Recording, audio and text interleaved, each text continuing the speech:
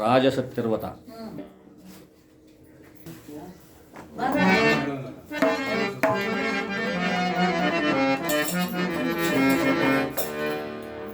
ಈಗ ನಮಗೆ ಬರ್ತಕ್ಕಂಥ ಕಥೆಗಳೆಂದರೆ ರಾಜ ವಿಕ್ರಮ, ರಾಜ ಸತ್ಯರ್ವತ, ನಲ್ಲತಂಗಾದೇವಿ ಅಥವಾ ಶನಿ ಪ್ರಭಾವ, ಭಕ್ತಪುರೂರವ, ಭಕ್ತ ಮಹಂದಾತ, ರಾಮಾಯಣದ ಒಂದು ಭಾಗವಾದ ಜಟಾಯು ಮೋಕ್ಷ, ಶ್ರೀರಾಮ ಜನನ, ದಶರಥ ಕಲ್ಯಾಣ, ಗಣೇಶ ಮಹಿಮೆ, ಬಸವೇಶ್ವರ ಜನನ, ಶ್ರೀರಾಮರ ವೈಕುಂಠ ಆರೋಹಣ, ಶ್ರೀ ಹನುಮದ್ವಿಲಾಸ, ಶ್ರೀನಿವಾಸ ಕಲ್ಯಾಣ, ಪಾಂಡವರ ಸ್ವರ್ಗಾರೋಹಣ. ಇಷ್ಟು ಕಥೆಗಳಲ್ಲಿ ಯಾವ ಕಥೆಯನ್ನು ಹಾಡಬೇಕು ಅಂತ ಹೇಳಿದ್ರೆ ನಾವು ಹಾಡು ಸಿದ್ಧವಾಗಿದ್ದೀವಿ. ಈಗಾಗಲೇ ಅಡ್ವಾನ್ಸ್ ಆಗಿ ಹೇಳ್ತಾ ಇದ್ದಾರೆ. ರಾಜಸತ್ಯರ್ವತ.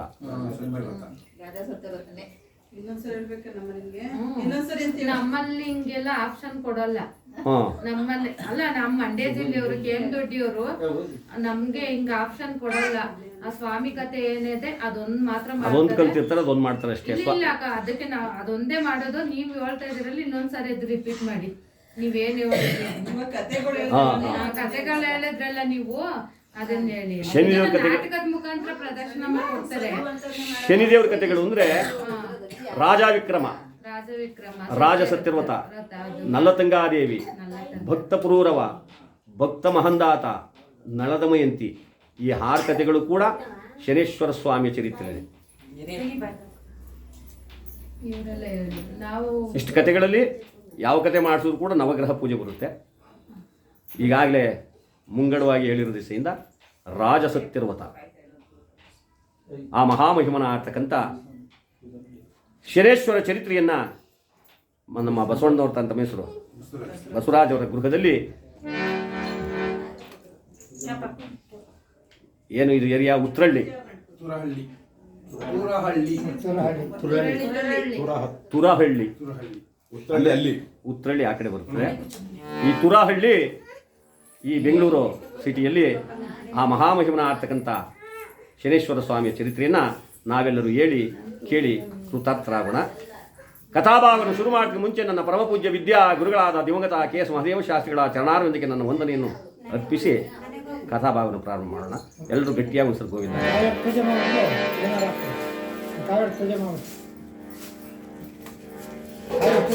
ಶ್ರೀಮದ್ರಮಾರಮಣ ಗೋವಿಂದ.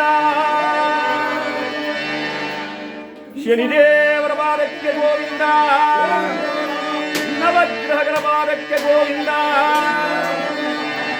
ಜಯ ನಮ ಪಾರ್ವತಿ ಜಯ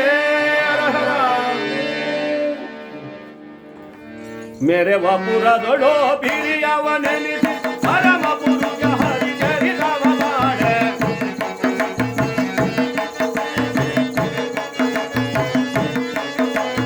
ಪಾಡಿ ಪುಗಳಲತಿ ಮೋದವೆನಿಸು ಸುರಗಿರವಾಜಲು ಸಾಧಕವೋ ನಮಗರೆ ಜಯ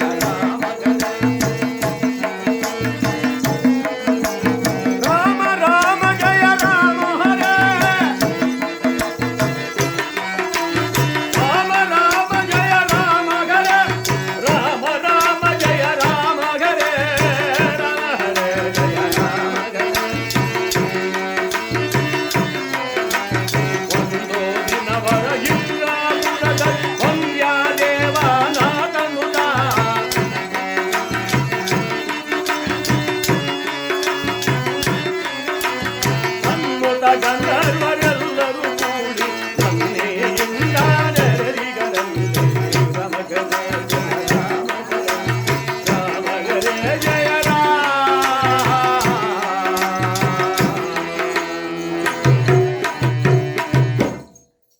ಒಂದಾನೊಂದು ದಿವಸ ಯಾವ ದೇವಲೋಕದಲ್ಲಿ ದೊಡ್ಡದಾತಕದ ಸಭೆ ಸೇರಿದೆ. 300 ಕೋಟಿ ದೇವತೆಗಳು, 8 ಜನ ಅಷ್ಟದಿಕ್ಪಾಲಕರು, 9 ಜನ ನವಗ್ರಹಗಳು, 7 ಋಷಿಗಳಾದಿಯಾಗಿ ತುಂಬಿ ತುಳುಕಾಡುವಂತಹ ಸಭೆ. ಯಾವ ಶಚಿಪತಿಯಾತಕ್ಕಂಥ ದೇವೇಂದ್ರ ಸಿಂಹಾಸನಾಧೀಶನ ಕುಳಿತಿದ್ದಾನೆ ನೋಡಿ, ಪಕ್ಕದಲ್ಲಿ ತನ್ನ ತತಿಯಾದ ಶಚಿದೇವಿ ಕೂಡ ಕುಳಿತಿದ್ದಾಳೆ. ಸಭಿಕರ ಮನಸ್ಸನ್ನೆಲ್ಲ ಸಂತೋಷಪಡಿಸೋದಕ್ಕೆ, ಉಲ್ಲಾಸಪಡಿಸೋದಕ್ಕೆ ರಂಬೆ, ಊರ್ವಶಿ, ಮೇನಕೆ, ತಿಲೋತ್ತಮೆ ಅಂತಕ್ಕಂಥ ಗಾನ ನರ್ತಕಿಯರು ಗಾನ ನರ್ತನವನ್ನು ಮಾಡುತ್ತಾ ಇದ್ದಾರೆ. ಏಕೆಂದರೆ ಗಾನಕ್ಕೆ ಒಲಿಯದ ಮನಸ್ಸಿಲ್ಲ, ನಾದಕ್ಕೆ ಒಲಿಯದ ಶಿವನಿಲ್ಲ. ಆ ಗಾನವನ್ನು ಹಾಡಿಬಿಟ್ರೆ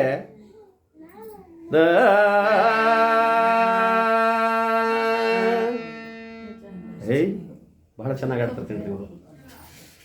ಅದು ಬಿಟ್ಟು ಅವರೇ ಒಂದು ಬಾರಿಸಿ ನಾನೇ ಒಂದು ಹೇ ಅಂದರೆ ಇವನು ಯಾಕೆ ಅಲ್ಲಿಂದ ಬರಕ್ಕೆ ಹೋದ, ಮನೇಲಿ ಮನೆಗಿರ್ತೀಯ?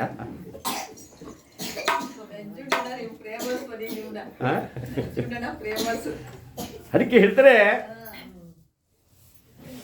ನಾದವನ ಹಾಡ್ಬಿಟ್ರೆ ಆ ಶಿವನು ಕೂಡ ನಮಗೆ ಶರಣ ಆಗ್ಬಿಡ್ತಾನೆ ಮೇಲೆ. ಅಂತಹ ಗಾನ ನರ್ತನವನ್ನು ಮಾಡ್ತಾ ಇದ್ದಾರೆ ಆ ನರ್ತಕಿಯರು. ತಮ್ಮ ಹಾವ ಭಾವ ವಿಲಾಸಗಳಿಂದ ಆ ನಾಟ್ಯವನ್ನು ಪ್ರದರ್ಶನ ಮಾಡ್ತಾ ಇದ್ರೆ ಆ ದೇವೇಂದ್ರನ ಸಭೆಯೆಲ್ಲವೂ ತಲೆದೂಗ್ತಾ ಇದೆ.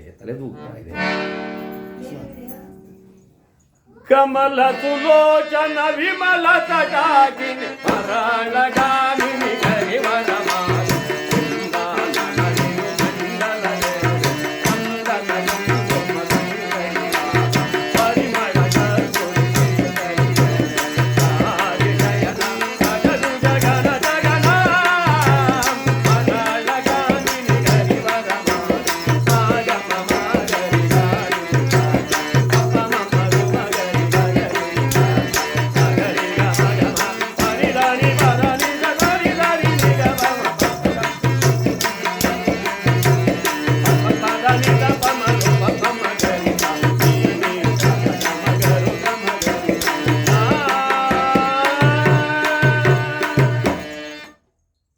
ಸಭೆಯೆಲ್ಲವೂ ತಲೆದೂಗ್ತಾ ಇದೆಯಂತೆ.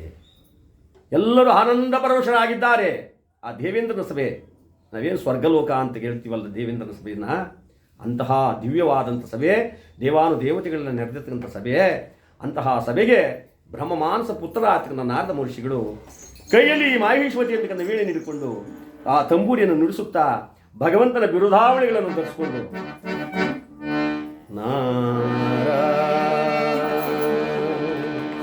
ಯಾವುದಾದ್ರು ನಾಟಕದಲ್ಲಿ ನಾರದ ಬಂದ ಅಂದರೆ ಓಹೋ ಚಾಡಿಕೋರ ಬಂದ ಅಂತಾರೆ. ಯಾವ ನಾರದ ಚಾಡಿಕೋರ ಅಲ್ಲ, ಅವನು ವಚನಪ್ರಿಯ. ಅಸತ್ಯ ಎಲ್ಲಿದೆಯೋ ಅಲ್ಲಿಗೆ ಬಂದು ಆ ಅಸತ್ಯವನ್ನು ಒಡೆದೋಡಿಸಿ ಧರ್ಮವನ್ನ ಉಳಿಸೋದಕ್ಕೆ ಸಹಾಯ ಮಾಡ್ತಕ್ಕಂಥವನೇ ಆ ನಾರದ.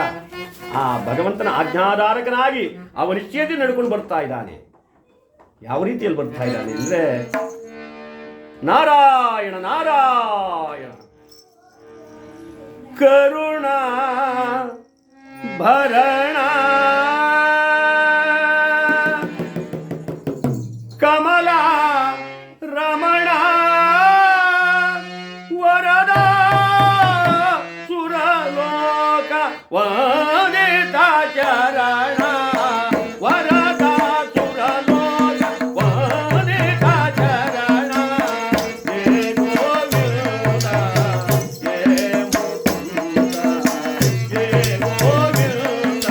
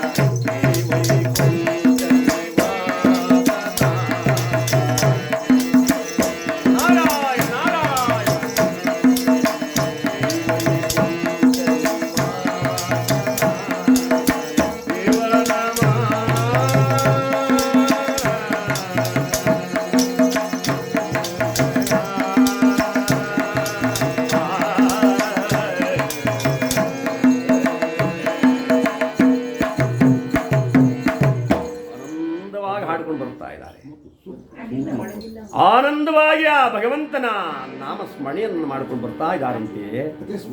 ಯಾವ ದೇವಲೋಕದ ಆ ಹೆಬ್ಬಾಗಿಲಿಗೆ ಪ್ರವೇಶ ಮಾಡಿದ್ದಾರಂತೆ. ಅವರು ಬಂದ ತಕ್ಷಣ ಅವರ ಒಂದು ಸಂಕೇತಪ್ಪ ಏನಪ್ಪ ಅಂದರೆ ಶ್ರೀಮದ್ರಮಾರಮಣ ಗೋವಿಂದ ಅಂದ್ರೆ ನಾರದರು ಬಂದರು ಅಂತ ಲೆಕ್ಕ.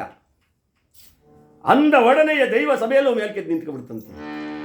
ಕೈ ಮುಗಿದು ನಿಮ್ಗೆ ಹೇಳ್ತಾ ಇದ್ದಾರೆ, ನಮೋ ನಮೋ ಬ್ರಹ್ಮಮಾನಸ ಪುತ್ರ, ನಮೋ ನಮೋ ಬ್ರಹ್ಮಮಾನಸ ಪುತ್ರ, ದೀರ್ಘಾಯುಷ್ಮಾನ್ ಭವ ಎಲ್ಲರಿಗೂ ಆಶೀರ್ವಾದ ಮಾಡಿದ್ದಾರೆ.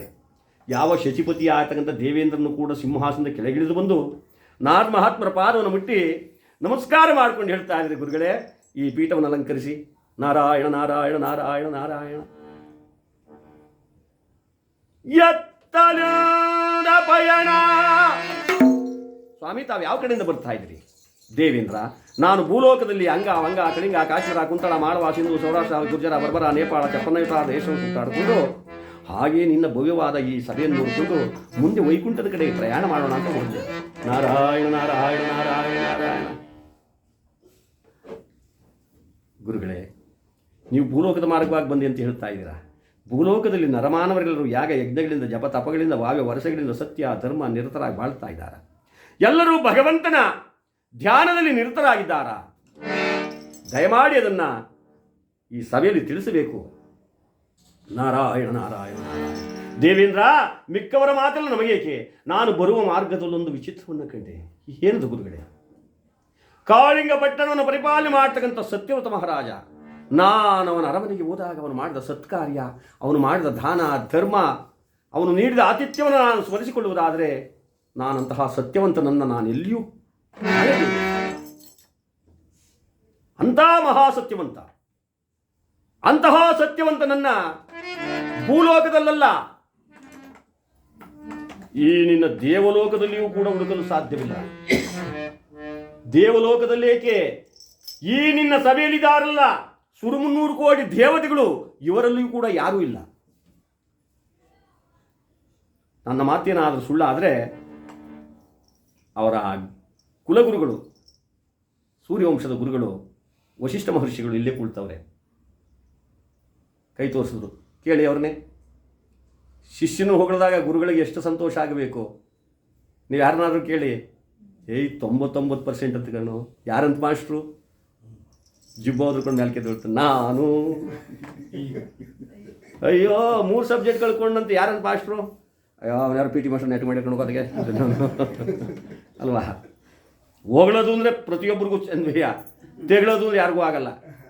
ಯಾರನ್ನಾರು ಕೇಳಿ, ಏನ್ರಿ ಮೊನ್ನೆ ದಿವಸ ಯಾರೋ ನಿಮ್ಮನ್ನ ಶಾಲ್ ಹೊತ್ಸಿ ಹೂನಾರ ಹಾಕಿ ಬಸ್ ಸ್ಟ್ಯಾಂಡಲ್ಲಿ ಸನ್ಮಾನ ಮಾಡಿ ಎಲ್ಲ ಹಿಂಗೆ ಥ್ಯಾಂಕ್ಸ್ ಕೊಡ್ತಾ ಇದ್ರು ಅಂತಂದರೆ ಬನ್ನಿ ಎಲ್ಲ ನೀವು ಆಶೀರ್ವಾದ ಅಂತಾರೆ.